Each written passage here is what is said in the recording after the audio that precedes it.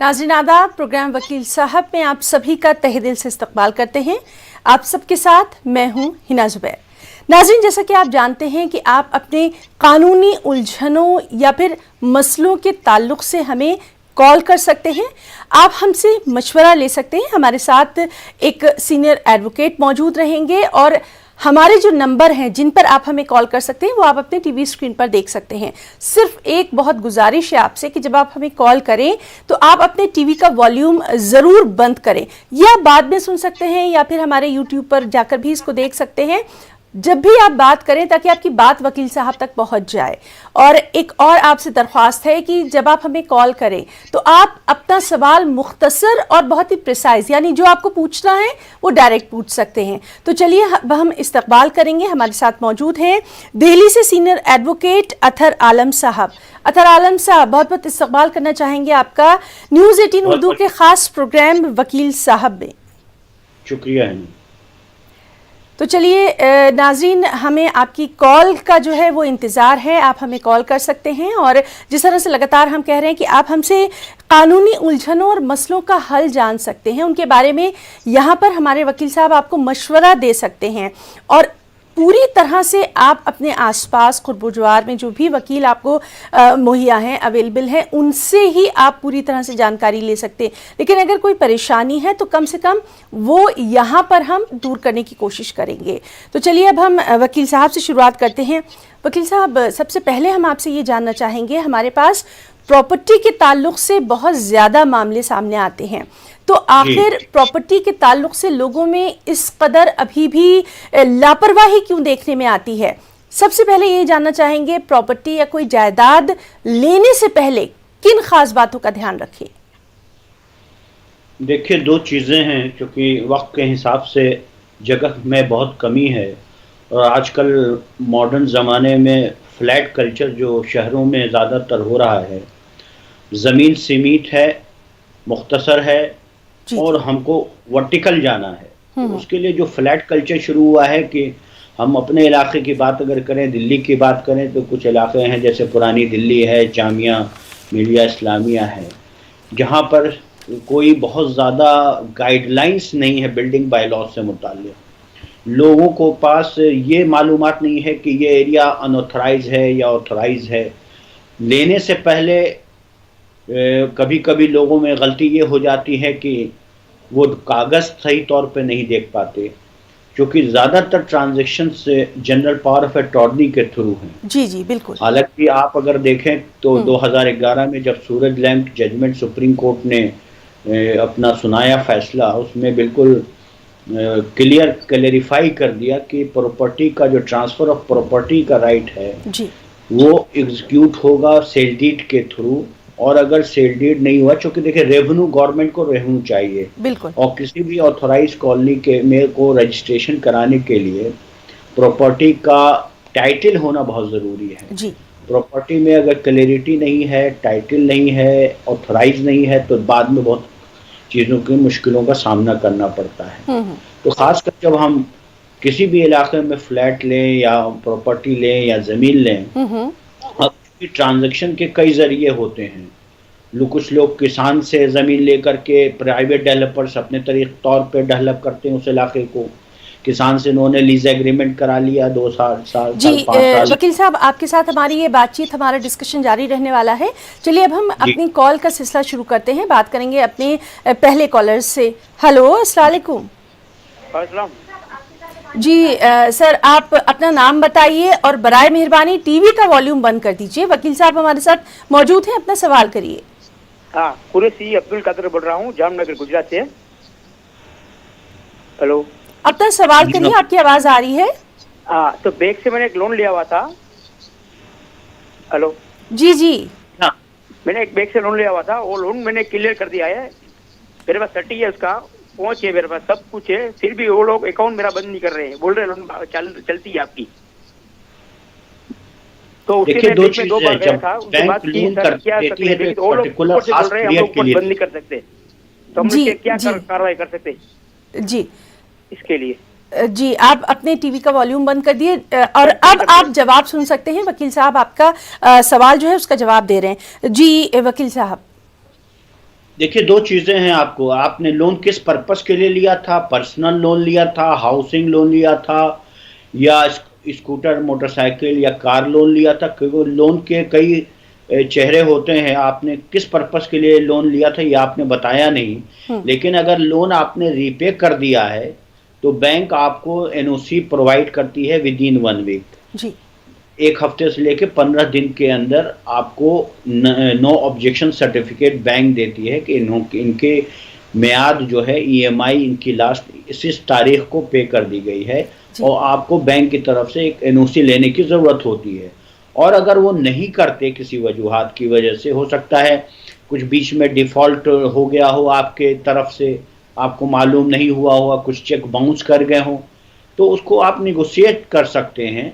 Arbitration clause का बाज़ाब्ता clause होता है एग्रीमेंट में, जब लोन एग्रीमेंट आप करते हैं। और उसके बावजूद अगर कुछ नहीं करता है तो आप section 9 of the arbitration and reconciliation act में कोर्ट के सामने हाजिर होकर एक एप्लीकेशन मूव कर सकते हैं, बैंक को पार्टी बना करके। जी, चलिए बात करेंगे अपने एक और कॉलर से। हेलो। हेलो जी सर, आप अपना नाम बताइए और अपना सवाल करिए। मेरा नाम है गुलाम नबी। जी। मैं इस वकील साहब से पूछना चाहता हूँ कि मुझे बनाना था वसीयतनामा, तो मैं कवानीन के कानून के लिहाज से फिर क्या जायज़ है या नाजायज़ है? जी, आपने हमें कहाँ से कॉल किया है ये भी बताएंगे? मैंने निशाद से फोन किया आपको, निशाद से नगर। जी, बहुत बहुत शुक्रिया हमें कॉल करने के लिए। बात करेंगे एक अपने और कॉलर से। Hello. Hello, thank you. Hello. तो नाज़रीन, लगातार हमारे नंबर जो हैं वो आप अपने टीवी स्क्रीन पर देख सकते हैं, आप हमें कॉल कर सकते हैं।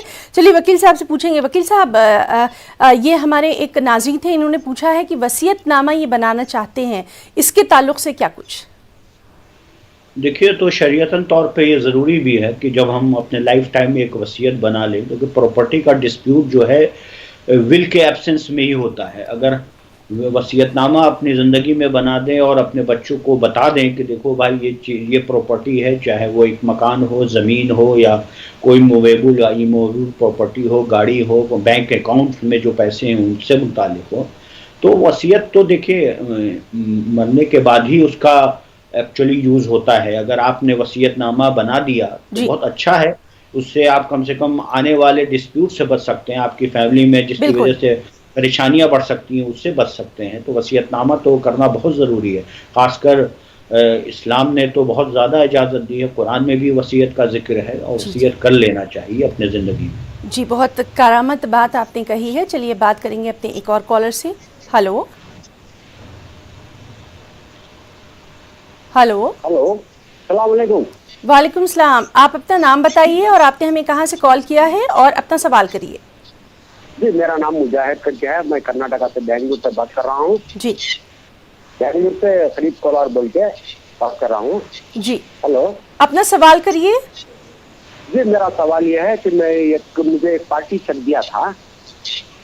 हेलो। जी जी, आप अपना सवाल करिए।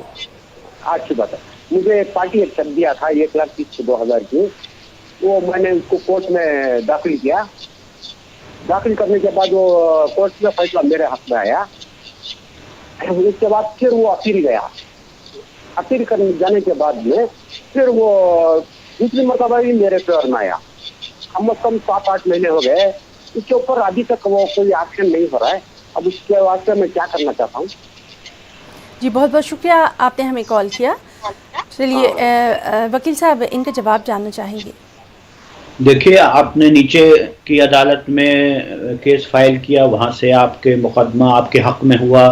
उसके बाद दूसरी पार्टी अपील में चली गई, वो अपील भी आपने कहा कि आपके हक में हुआ। तो 2 कोर्ट की कंकरेंट फाइंडिंग आपके हक में जब है तो आप उसको एग्जीक्यूट कराने की ज़रूरत है। जो भी फैसला कोर्ट ने फाइनल सुनाया है, आप उसको एग्जीक्यूशन में जाएं और एग्जीक्यूशन के ज़रिए उसको एग्जीक्यूट कराने की कोशिश करें। बहुत आसान तरीका है। जी, चलिए बात करेंगे एक और कॉलर से। हेलो। जब तक कि हेलो। हेलो। तो नाज़रीन, लगातार हम बात करने की कोशिश कर रहे हैं। हमारे तमाम कॉलर्स जो हैं वो हमारे साथ जुड़ रहे हैं और हमारे साथ मौजूद हैं वकील साहब भी, अतहर आलम साहब। और वकील साहब, आपसे जानना चाहेंगे, जिस तरह से लगातार हम बात कर रहे हैं, चलिए बात करेंगे एक और कॉलर से। हेलो। हाँ जी, मैं श्रीनगर से अर्ज कर रहा हूँ जी, बताइए।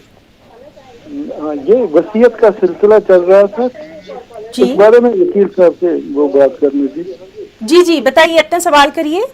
सवाल मेरा ये है कि वसीयत जब करे कोई, ये जो मनकुआ हो, बीवी हो, अपने खावंद के हक में वसीयत कर सकती है और किस हद तक कर सकती है? अपना जो उसका इमलाक है, उसकी जो प्रॉपर्टी है, अपनी बीवी को खावंद के हक में वसीयत कर ली है, तो किस हद तक वो कर सकती है? बहुत बहुत शुक्रिया हमें कॉल करने के लिए। जी, बहुत बहुत शुक्रिया। वकील साहब, इनका बहुत दिलचस्प सवाल आया है कि एक बीवी जो है वो अपने खाविंद को वसीयत कर सकती है और किस हद तक? देखिए, दो चीज़ें हैं। अगर बीवी की सेल्फ एक्वायर्ड प्रॉपर्टी है, उसने अपने पैसे से कमाया है, कोई चीज़ ख़रीदा है, तो विल के इख्तियारात तो सबको हैं, कोई उसमें कोई बाउंड्री नहीं है या किसी तरह की बंदिश है। अब सवाल है कि प्रॉपर्टी कितनी है, क्या है और किस सूरत में है, ये सारी चीज़ें देखने की ज़रूरत है। और बच्चे हैं, जो देखिए शरीयत के हिसाब से, अगर इस्लामिक शरीयत के हिसाब से देखेंगे तो कुरान ने बिल्कुल वाज़े तौर पे हर चीज़ों को बिल्कुल क्लेरिफाई कर रखा है।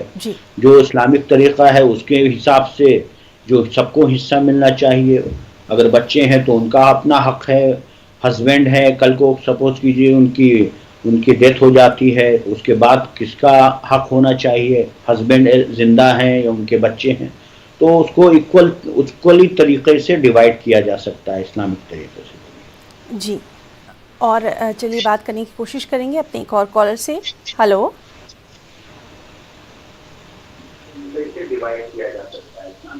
हेलो। जी, अस्सलाम वालेकुम। आप अपना नाम बताइए और अपना सवाल करिए। मोहम्मद जमाल वाजा हूँ मैं। जी। मेरी कोई जमीन थी, वो माँ की जमीन थी मेरी, वो फाइनेंस कमिश्नर ने मुझे फैसला दिया था। अब हाई कोर्ट में उन्होंने अपील कर दिया। जी। जो मेरे मुखालिफ है उन्होंने फाइनेंस कमिश्नर से उन्होंने फैसला किया। हाँ,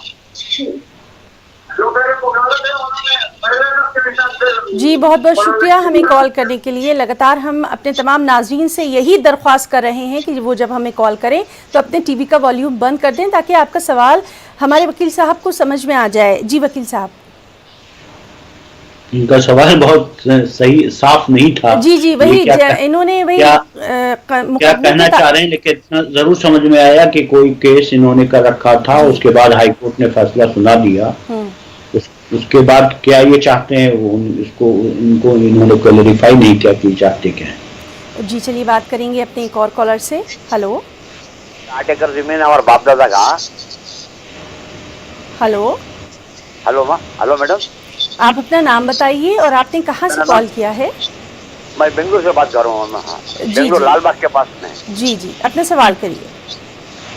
8 एकड़ जमीन है हमारे पास है जी। वो हमारे चिच्चा की बेटा था कर रही है जी। वो जाको पूछने का तो तुम्हारा क्या भी नहीं हक करी, उसे क्या है आइडिया करना मैडम, उसका सिर्फ है और देख के सीधा देख के वो बात करिया। जी वकील साहब, आप इनसे कुछ और पूछना चाहेंगे? आप पूछ सकते हैं। ये सवाल क्या है, क्या चाहते हैं वकील साहब? क्या बोलेंगे वो मैटर पे चलेंगे हमें। जी, सवाल क्या है आपका? सवाल ये है कि एक ज़मीन है और इनके चचा कहते हैं कि उस पर इनका कोई कब्जा नहीं है। वही जिस तरह से लगातार हम बात करें कि प्रॉपर्टी के मामले बहुत हमारे सामने आ रहे हैं, तो इसके ताल्लुक से क्या कुछ ये आगे कर सकते हैं?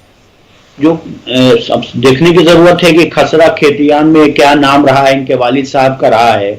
अगर वालिद साहब की जमीन थी तो उसमें तो चचा इनके अगर दादा की जमीन थी तो उसमें चचा का भी हक बनता है। कह देने से देखिए म्यूटेशन बहुत जरूरी चीजें होती हैं। आपने दाखिल खारिज करवाया है कि नहीं, रेवेन्यू रिकॉर्ड में किसका नाम चला आ रहा है, इन चीजों बेसिक प्रॉब्लम होते हैं। सारी परेशानी वहीं आती है। जी। आप अगर खसरे में और अपने हिस्से को आपने अलग करा के उसकी रसीद कटवा ली है तब तो आप सेफ है, वरना चचा कहेंगे कि कल उनको कि आपका कोई हक नहीं है। क्योंकि कोई भी कानूनी बातें आप किसी डॉक्यूमेंट के बुनियाद पर और कोर्ट में अपना दावा भी किसी डॉक्यूमेंट के बुनियाद पर ही कर सकते हैं। बिल्कुल ठीक जी। तो तमाम नाज़रीन से फिर हम ये दरख्वास्त करेंगे कि आप हमें जब कॉल कर रहे हैं तो अपने टीवी का वॉल्यूम बंद रखिए। चलिए बात करेंगे एक और कॉलर से। हेलो जी जी जी। हेलो हेलो, हाँ अस्सलाम वालेकुम। जी वालेकुम सलाम। अपना नाम बताइए और अपना सवाल करिए। जी, मेरा नाम अब्दुल मजीद है, मैं श्रीनगर से अर्ज कर रहा हूँ। जी हाँ, मेरा क्वेश्चन ये है, अभी पूरा नहीं हुआ मेरा। जैसे मियाँ बीवी है, उनकी कोई औलाद नहीं है, बगैर औलाद के है जी। तो जो ये है बीवी जो है उसके पास अपनी प्रॉपर्टी है, इमलाक की मालिक है, तो किस हद तक वो वसीयत कर सकती है? अगर कर सकती है तो किस हद तक कर सकती है अपनी खावंद के हक में, जबकि उनकी कोई इशू नहीं है, औलाद नहीं है? ये मेरा क्वेश्चन है। जी, बहुत बहुत शुक्रिया हमें कॉल करने के लिए। वकील साहब, देखिए, कानूनी तौर पे कोई हद करार नहीं दी गई है। वो उसका प्रॉपर्टी है तो 100% अपने खावंद को दे सकती है, 50% दे सकती है, और अगर किसी इदारे को देना चाहती है उसको दे सकती है। हद कोई मुताल्लिक कोई बाउंड्री लाइन नहीं खींची गई है कानूनी तौर पे। उनकी मर्जी है कि वो किस हद तक क्या दे सकती है, वो इख्तियार उनके हाथ में है। जी, तो लगातार वकील साहब से हमारे ये जो सवाल और जवाब का सिलसिला है ये जारी है, और आप अपनी कानूनी जो मशवरे लेना चाहते हैं वो आप हमसे ले सकते हैं, और हमारे नंबर जो है वो आप अपने टीवी स्क्रीन पर देख सकते हैं। फिलहाल रुकना चाहेंगे एक छोटे से वक्फे के लिए, जल्द वापस हो। नाज़रीन, प्रोग्राम वकील साहब में एक बार फिर से आप सभी का तहे दिल से इस्तकबाल करते हैं। हमारे साथ मौजूद हैं दिल्ली से सीनियर एडवोकेट अतहर आलम साहब, और तमाम नाज़रीन से हम ये दरख्वास्त करेंगे कि जो नंबर आप अपने टीवी स्क्रीन पर देख रहे हैं आप हमें उन पर कॉल कर सकते हैं। चलिए बात करेंगे अपने अगले कॉलर से। हेलो हेलो हेलो, अस्सलाम वालेकुम रहमतुल्लाह बरकातहू। वालेकुम सलाम। आप अपना नाम बताइए और अपना सवाल आप कर सकते हैं। मेरा नाम मोहम्मद सईद मुशर्रफ है, बीजापुर कर्नाटका से। जी। तो हमारी बराए मेहरबानी आप अपने टीवी का वॉल्यूम बंद कर दीजिए, वरना हम कॉल नहीं ले पाएंगे। अच्छा, तो हमारी एक जमीन जो कर्नाटका इलेक्ट्रिसिटी बोर्ड वाले बहुत कम दाम में लिए 45 ईयर्स बैक जी। एक तो 1 लाख से भी कम ऐसा, तो अभी हमें वकील साहब के थ्रू हमें सुप्रीम कोर्ट को केस कर सकते हैं क्या ऐसा कुछ? जी, बहुत शुक्रिया हमें कॉल करने के लिए। अगर मुआवजा आपको मिल चुका है, आपने 45 साल पुरानी बात कही है, अगर मुआवजा उस वक्त आपने उठा लिया है तो मेरे ख्याल से अब आपकी जो कानूनी ज़रूरियात थी वो आप अवेल नहीं कर सकते। और अगर आज की डेट में जो कि गवर्नमेंट ने लैंड एक्विजिशन एक्ट में बिल्कुल हर ज़मीन के रेट्स को वाज़ा कर दिया है, और बहुत हैंडसम कंपनसेशन लोगों को दिया जाता है जिनकी भी ज़मीनें कोई गवर्नमेंट लेती है या इलेक्ट्रिसिटी डिपार्टमेंट ने जैसे आपके से मुतालिक लिया, उसको आप एक बार अपने इलाके के डीएम के यहाँ एक रिप्रेजेंटेशन दें, और वो सारी चीज़ें रिकॉर्ड में देखने की ज़रूरत है कि अगर कंपनसेशन उस वक्त उठा लिया है आपने तो मेरे उसका जवाब वो डीएम ही दे सकते हैं कि आपका हक बनता है या नहीं है, या किसी रिवाइज रेट पे वो चीज़ दी जा सकती है आपको। जी, चलिए बात करेंगे अपने एक और कॉलर से। हेलो हेलो बोले। हेलो जी, अस्सलाम वालेकुम। आप अपना नाम बताइए और अपना सवाल कर सकते हैं। मेरा नाम मोहम्मद हाशिम है, मैं भागलपुर बिहार से बोल रहा हूँ जी। तो मेरा ये कहना कि मेरी बीवी को वसीयत दिया था उसके पापा जी जी। तो वसीयत किया था, तो वो वसीयत हमने मरने के बाद वो मर गए, तो वसीयत का क्या होगा? जो हक है उनको मिलेगा वसीयत के हिसाब से। जी, मैंने कोर्ट से किया है वसीयत। हाँ, तो उसको आप प्रोबेट करा लीजिए। विल अगर रजिस्टर्ड है तो उसका कंफर्मेशन जो भी है आप विल के बुनियाद पर सूट फाइल कर सकते हैं, सूट फॉर पार्टीशन फाइल कर सकते हैं, अपना हक ले सकती हैं वो कोर्ट से। जी, उम्मीद है इन्हें अपने सवाल का जवाब मिल गया होगा। चलिए बात करेंगे एक और कॉलर से। हेलो हेलो हेलो, अस्सलाम वालेकुम। वालेकुम सलाम, आप अपना सवाल कर सकते हैं। हैदराबाद से बात कर रहा हूँ। मेरा एक केस चल रहा है घर का डिस्प्यूट का। जी। हाँ, उसके अंदर हमारे बहन साहब परेशान कर रहे मेरे को। मैं नहीं था, एक तो घर खाली कराने का है, नाजायज तौर से कब्जा करने के खतरा। तो केस चल रहा, केस के अंदर कुछ परसों देखा मैं, कुछ IA नंबर अलाउ करा दो बोला जज। ये IA नंबर क्या होता है, मेरे को जरा तफसील बताइए। जी बिल्कुल, बहुत बहुत शुक्रिया। पुराने केस चले आ रहे होंगे, उसमें एक एप्लीकेशन जो लगाई जाती है उसको IA कहा जाता है, जिसको इंटरलोकेटरी एप्लीकेशन कहते हैं, जिस पर कोर्ट अपने नोटिस दूसरी पार्टी को देती है। तो कोई जो केस चल रहा है उसी में आप उनके वकील साहब ने कोई एप्लीकेशन फ्रेश लगाई होगी कोर्ट से डायरेक्शन के लिए। आप उस IA की कॉपी लीजिए, उसको पढ़िए और उसका जवाब अपने वकील के थ्रू दीजिए, फाइल कीजिए। जी, चलिए बात करेंगे एक और कॉलर से। Hello hello hello. तो नाज़रीन, हम लगातार आपकी तमाम जो कानूनी उलझने हैं, मसले हैं, उनका हल हमारे साथ मौजूद वकील साहब दे रहे हैं। वकील साहब, आपसे हम ये जानना चाहेंगे, जिस तरह से लगातार हम देख रहे हैं कि वसीयत का जिक्र बार बार आ रहा है या फिर प्रॉपर्टी जायदाद का जिक्र बार बार आ रहा है, आपने हमें बखूबी बताया कि प्रॉपर्टी लेते वक्त किन खास बातों का ध्यान रखना चाहिए। अब आपसे जानना चाहेंगे, अगर हमें प्रॉपर्टी बेचना है तब किन खास बातों का ध्यान रखें? प्रॉपर्टी बेचना है जी, वो नहीं बेचती जब आप हैं तो एक क्लॉज लिखा रहता है कि this property is free from all encumbrances. जी, यानी जो भी इसमें रुकावटें हैं उन सभी रुकावटों से ये फ्री है। सवाल है अब वो देखने की जरूरत है कि जो प्रॉपर्टी आपके पास है वो किस सोर्स से आई है, रजिस्टर्ड है या अनरजिस्टर्ड है। अगर रजिस्टर्ड सेल डीड के थ्रू है तब तो सेल करना बहुत आसान होता है, क्योंकि जो भी रेवेन्यू स्टैम्प निकलते हैं मार्केट वैल्यू के हिसाब से या सर्किल रेट के हिसाब से, वो स्टैम्प ड्यूटी बनती है, सारी चीज़ें लिखी जाती हैं। लेने वाले और ख़रीदने के बीच में एक एग्रीमेंट टू सेल बनता है और जो एक म्याद तय होती है कि 3 महीने में, 4 महीने में, 2 महीने में पैसे आप जब फाइनल उनको पेमेंट करेंगे तो वो आपको प्रॉपर्टी आपको सेल आउट कर देनी है। आपको एग्जीक्यूट रजिस्ट्रार के सामने, जो आपके इलाके के सब रजिस्ट्रार ऑफिस है उसके जरिए कर लेते हैं। लेकिन अब वो सवाल दूसरा पहलू यह है कि अगर आप किसी अनऑथराइज कॉलोनी में रह रहे हैं, वहां दिक्कत ये होती है कि वहां किसी कोई टाइटल क्लियर नहीं होता, तो लोग जनरली GPA के थ्रू एग्रीमेंट सुल और विल के जरिए अपना ट्रांजेक्शन करते हैं। तो उसमें अक्सर धोखा होता है, क्योंकि उसमें एक चैन, जो डॉक्यूमेंट्स के चैन होते हैं 4-5 चैन, वो जनरली लोगों के पास नहीं होते। इससे ये नहीं पता चलता कि इससे पहले प्रॉपर्टी के पोजीशन में कौन था।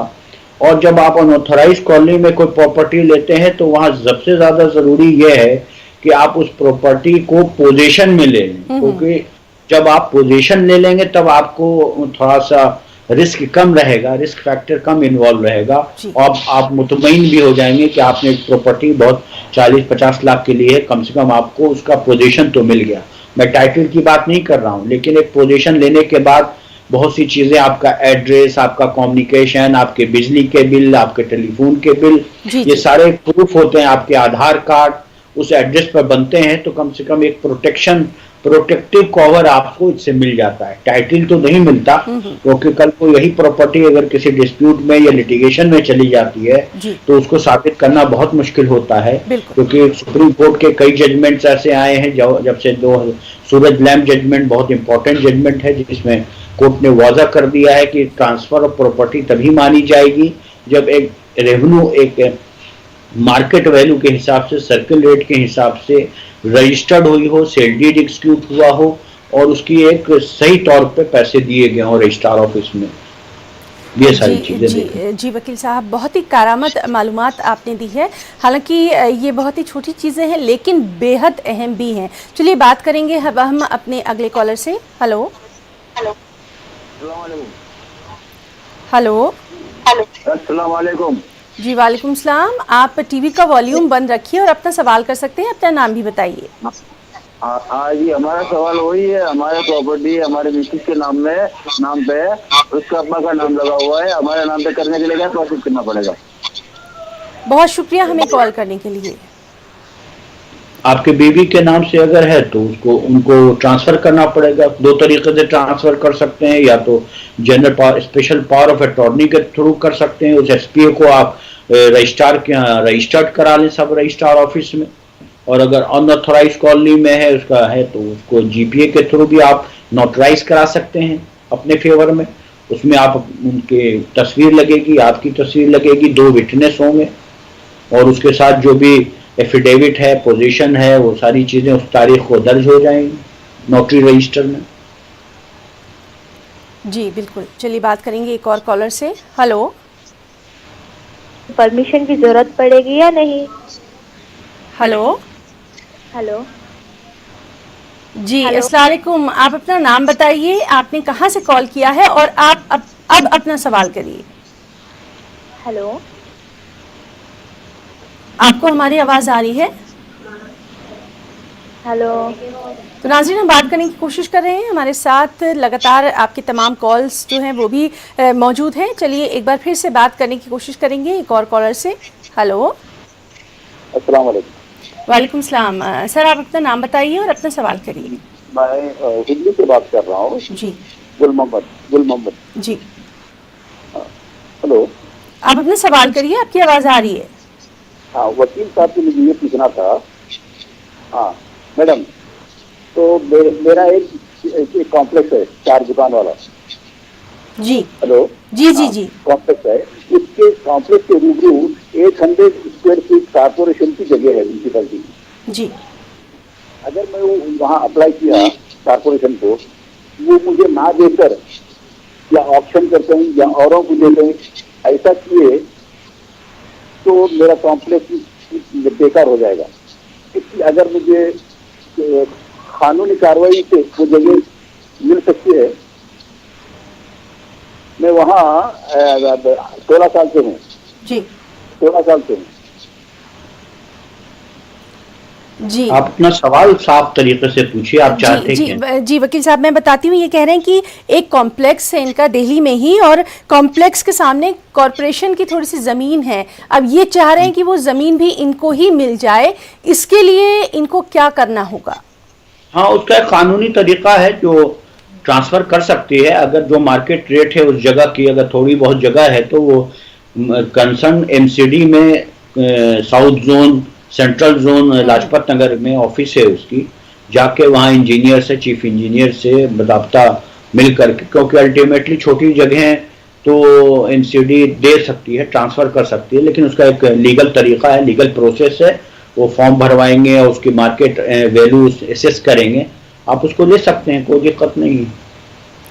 जी, उम्मीद है आपको अपने सवाल का जवाब मिल गया होगा। चलिए बात करेंगे अपने एक और कॉलर से। हेलो। अस्सलाम वालेकुम। वालेकुम सलाम। अपना नाम बताइए और अपना सवाल मुख्तसर करिए। मेरा नाम है मोहम्मद आसिफ अंसारी जी। और मैं पूछना चाह रहा हूँ कि बाप का मारूसी जमीन है और बेटे के नाम से लिख दिया है, तो वो रजिस्ट्री हो सकता है कि नहीं हो सकता? हाँ, हो सकता है। रजिस्ट्री के लिए क्या मुश्किल है? हाँ, मारूसी जमीन है और बेटी सबको नहीं दिया, अब बेटा को ही लिख दिया। देखिए, जो जिसके फेवर में लिख दिया, हक तो उसी का बनता है, पूरा जमीन। जी हाँ, वो उनका हक है लिखना।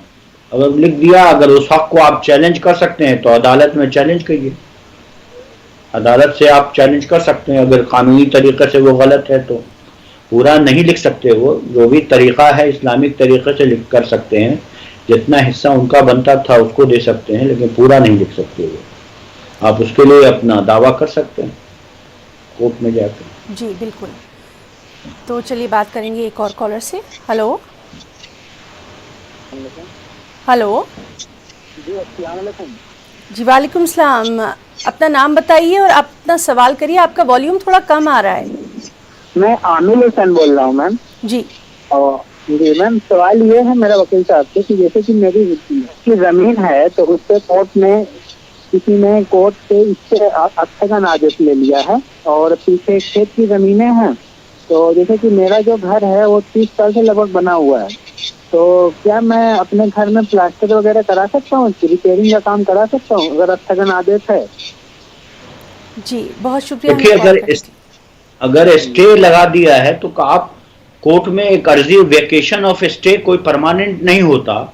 आप एक अर्जी लगाएं उस कोर्ट में, अपने आप को इम्प्लीट करें उस मैटर में जिसके तहत ये स्टे का ऑर्डर हुआ है, क्योंकि आप वहाँ 30 साल से रह रहे हैं तो आपका तो कानूनी हक भी है और एडवर्स पोजीशन से के ताल्लुक से आप अपने जमीन पर काबिज हैं। तो मेरे ख्याल से आप with the permission of the court आप काम करा सकते हैं, आप उसमें कोई रोक नहीं होगी, आपको कोर्ट परमिशन देगी, कोई दिक्कत नहीं। चलिए बात करेंगे एक और कॉलर से।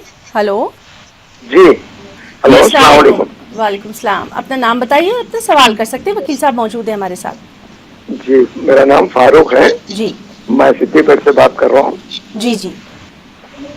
तो 1950 में कमाल यार जंग के पास से हमारे दादा हजरत 300 एकड़ खरीदे थे जमीन जी, तो वो वैसी पड़ी हुई थी जी। तो उसको अब हम सोच रहे हैं, तो हम अब उसको हासिल करने के लिए हमारे नाम पे करिए बोल के हम तहसील ऑफिस में गए तो वो लोग मोटेशन नहीं कर रहे हैं हम लोग जी। तो इसलिए अब हम हाई कोर्ट को गए थे, हम हाई कोर्ट गए तो हाई कोर्ट भी बोल दिया कि सरकार का कोई उज़र नहीं है, आप कर ले सकते हैं। तो फिर भी आए तो भी ये लोग तहसीलदार और जो आरडीओ कोई नहीं कर रहे हैं, लोग मोटेशन नहीं कर रहे हैं जी। अरे ये क्या करूं? कॉन्टेम्प्ट ऑफ कोर्ट गए तो फिर 5 साल लगते कि 4 साल लगते कि। अब ये ऐसा मामला है, वकील साहब से मशवरा लेना चाह रहा था। जी बहुत शुक्रिया कॉल करने के लिए। जी वकील, आप बता रहे हैं कि 1950 के बाद से जो भी चीज़ें हैं अगर आपने अपडेट करा रखी है रेवेन्यू रिकॉर्ड में तो म्यूटेशन तो करना है, उनको नहीं करने का कोई सवाल ही नहीं पैदा होता, और नहीं करते हैं तो फिर आप कोर्ट से डायरेक्शन लीजिए, सूट फाइल कीजिए और इंजंक्शन लीजिए उन डिपार्टमेंट के खिलाफ जो ये कार्रवाई नहीं कर रहे हैं आपको के म्यूटेशन की। उनको पार्टी बना करके कोर्ट उसमें आपको डायरेक्शन देगी उनको म्यूटेशन कराने का, अगर कोई लीगल हर्डल्स नहीं है, क्योंकि आपकी ज़मीन वो पुश्तनी ज़मीन है और सारी चीज़ें रिकॉर्ड मौजूद है खसरा खेती में, तो म्यूटेशन तो करना ज़रूरी है, आप करा सकते हैं उसमें अगर कोई डिपार्टमेंट अर्जेंट नहीं है तो। जी नाज़रीन, तो लगातार आपके सवाल जो हैं हमारे वकील साहब उनका बहुत ही तफसील से जवाब दे रहे हैं, और आपसे ये भी हम दरख्वास्त करेंगे कि आप वकील साहब जो मशवरा आपको दे रहे हैं, जो आपके मसलों का हल निकाल रहे हैं, उसके ताल्लुक़ से भी आप अपने जो वकील हैं उनसे ज़रूर रब्ता कर सकते हैं, और कानूनी तौर पर कुछ जो मामलात हैं आप अपने वकील से ज़रूर उन मामलों के बारे में जान सकते हैं। फ़िलहाल यहाँ रुकना चाहेंगे एक छोटे से तो ब्रेक के बाद प्रोग्राम वकील साहब में एक बार फिर से आप सभी का तहे दिल से इस्तकबाल करते हैं। चलिए अब हम बात करेंगे अपने एक और कॉलर से। Hello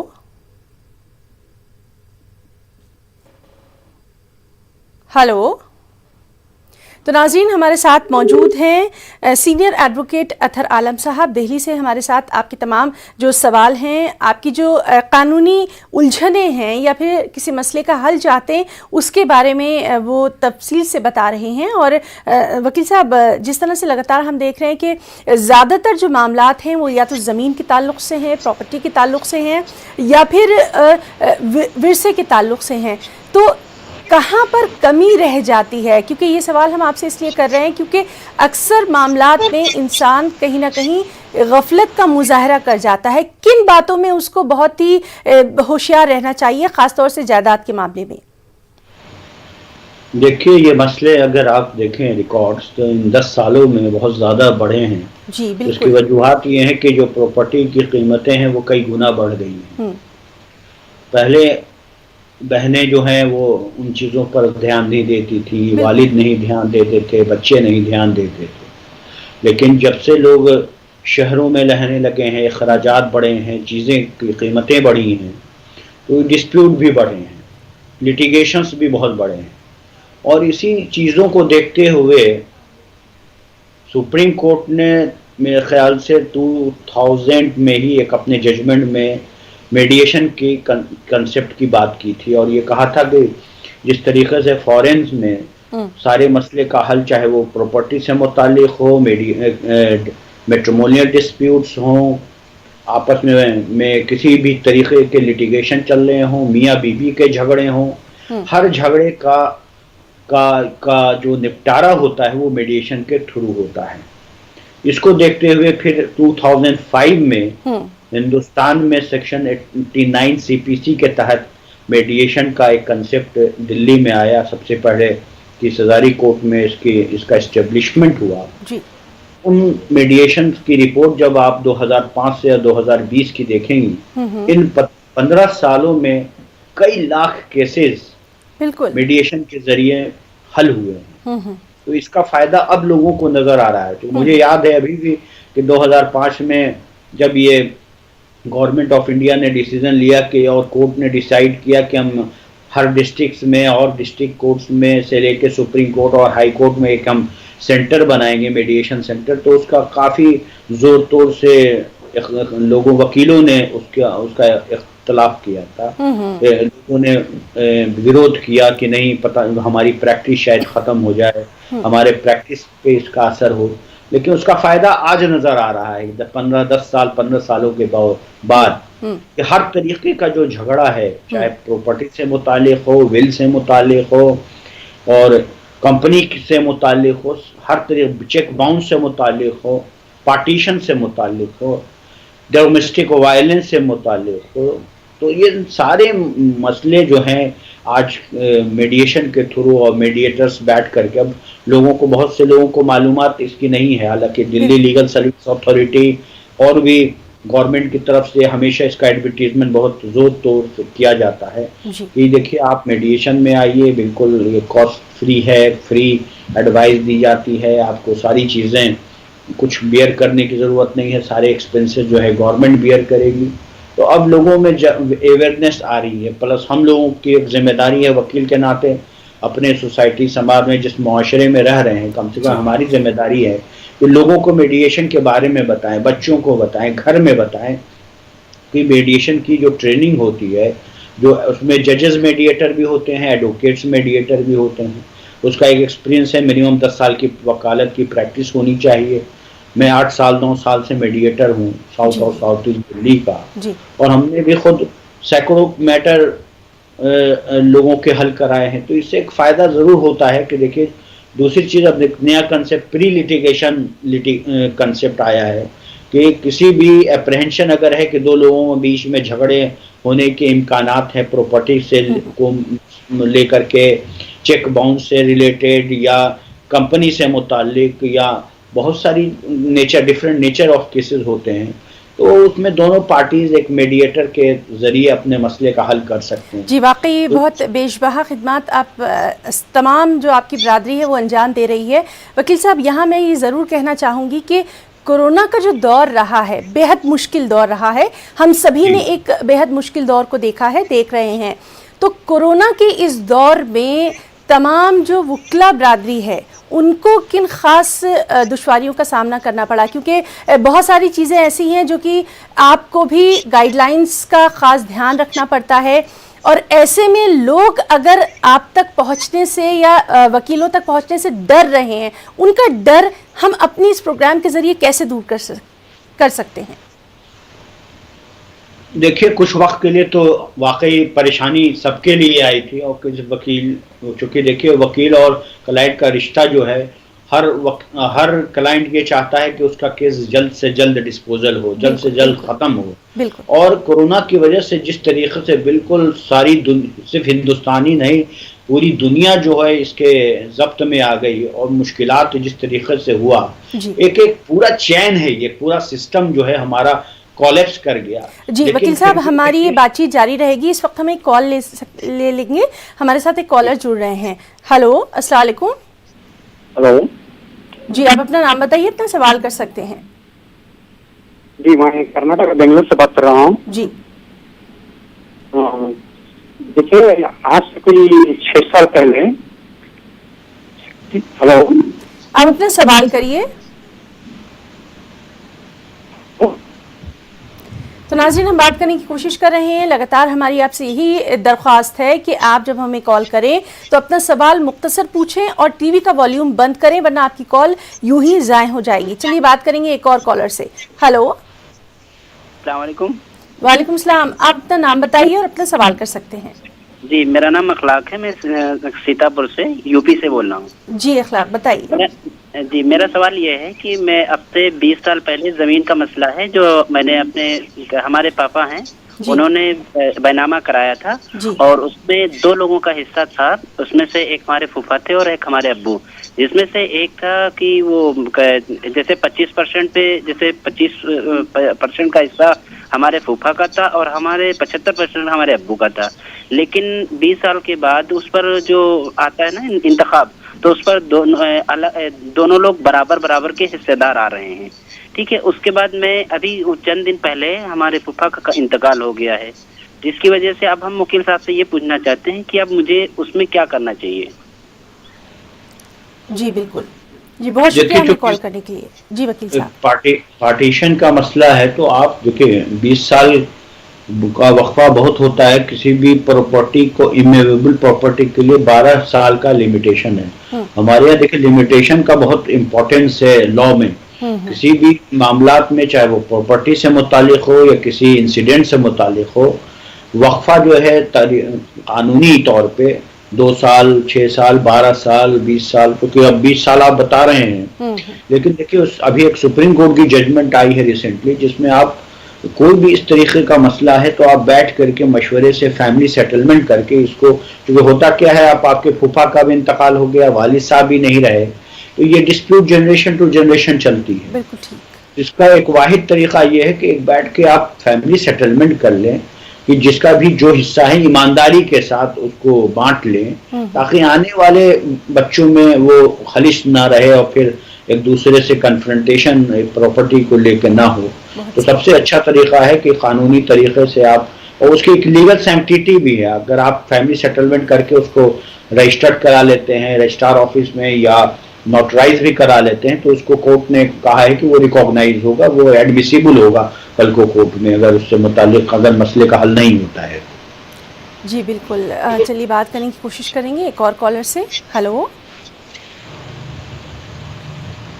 hello. हाँ, हेलो, मैं नामपल्ली से हैदराबाद से बात कर रहा हूँ। जी अस्सलाम वालेकुम। आप अपना नाम बताइए और फिर आप अपना सवाल करिए, वकील साहब मौजूद हैं। मैं मोहम्मद अब्दुल बासित जी नामपल्ली हैदराबाद तेलंगाना से बात कर रहा हूँ। जी, आप अपना सवाल बताएंगे? मेरा नाम मोहम्मद अब्दुल बासित है। चलिए ठीक है, आप अपना सवाल कर सकते हैं।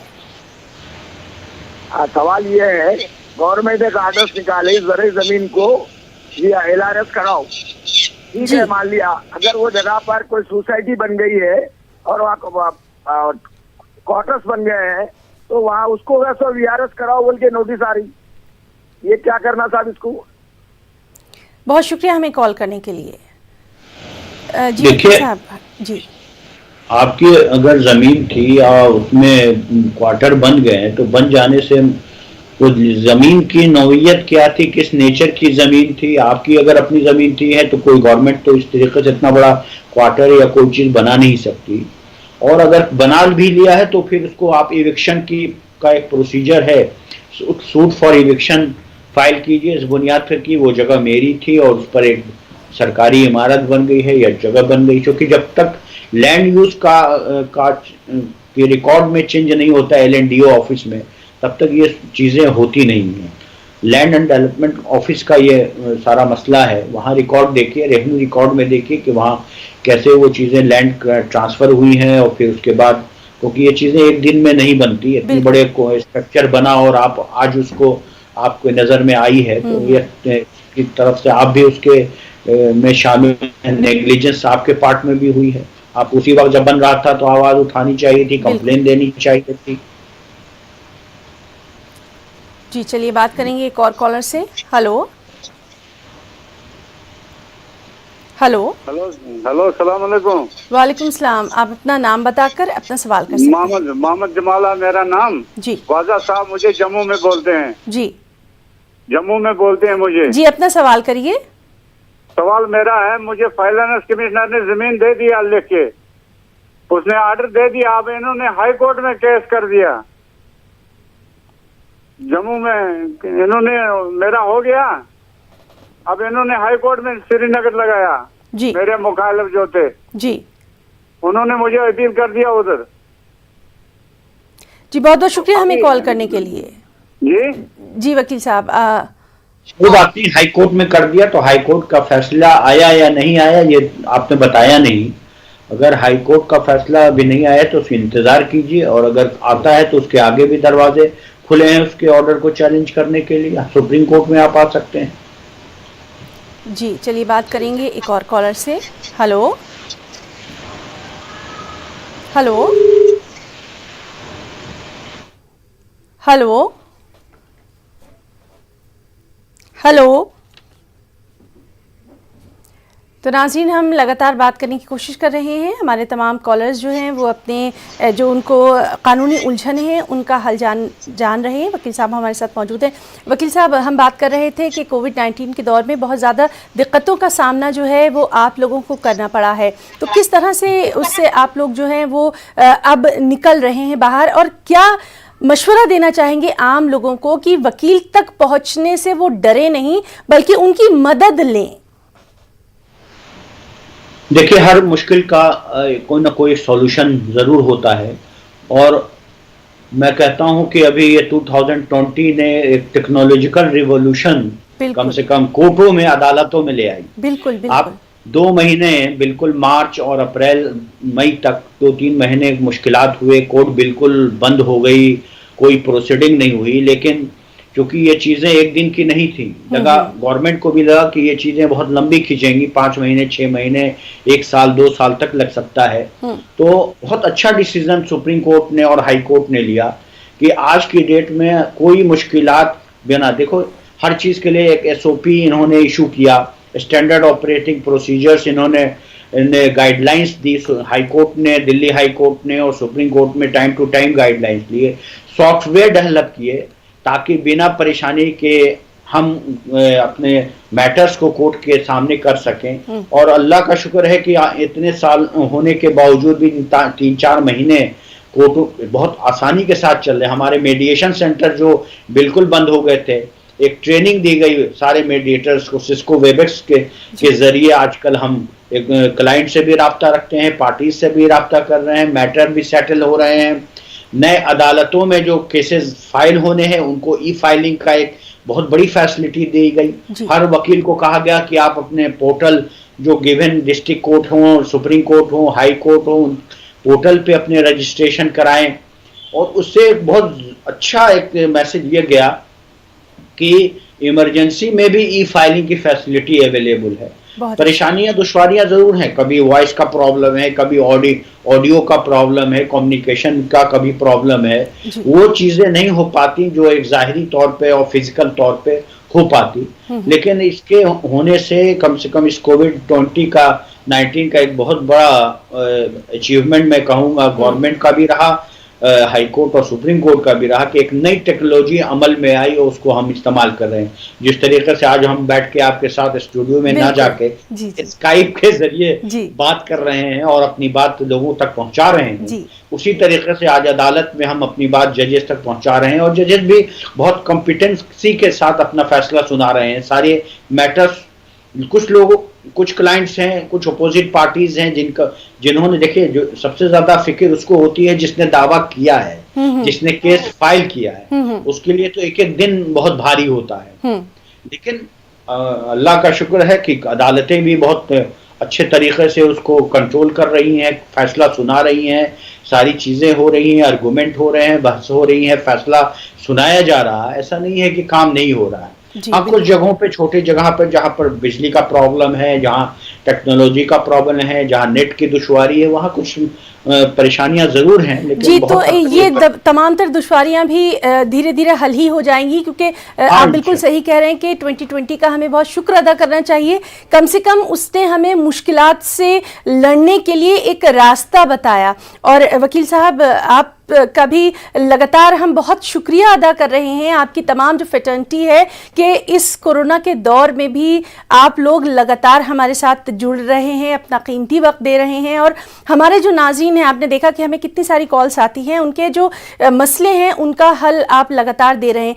यहाँ पर आखिर में आपसे ये और जानना चाहेंगे कि वकीलों से अक्सर आज भी लोग डरते हैं, तो उनको क्या मैसेज देना चाहेंगे कि उन्हें डरना नहीं है, बल्कि वाकई में अपने मसलों का हल लेकर आगे आना है, जल्द से जल्द उनको हल मिलेगा? वकील हो, पुलिस हो, डॉक्टर है, अंडर कंपल्सन लोग आते हैं, मगर देखिए ये जिम्मेदारी डॉक्टर्स की भी है, वकील की भी है, पुलिस की भी है कि जो आदमी परेशानी में आ रहा है, कम से कम ह्यूमैनिटेरियन ग्राउंड, एक ह्यूमैनिटी नाम की चीज भी होती है, हम कम से कम उसे एक आश्वासन, एक उम्मीद तो दिला सकते हैं कि आप परेशान साहब, और आपसे लगातार हमारी बातचीत जो है वो जारी रही, और हम बहुत बहुत तहे दिल से अपनी पूरी टीम की जानिब से आपका शुक्रिया अदा करना चाहेंगे कि आपने इतना कीमती वक्त जो है वो हमें दिया। बहुत बहुत शुक्रिया आपका। तो नाज़रीन, आज का हमारा वकील साहब प्रोग्राम यहीं इख्तिताम पजीर होता है। आदाब।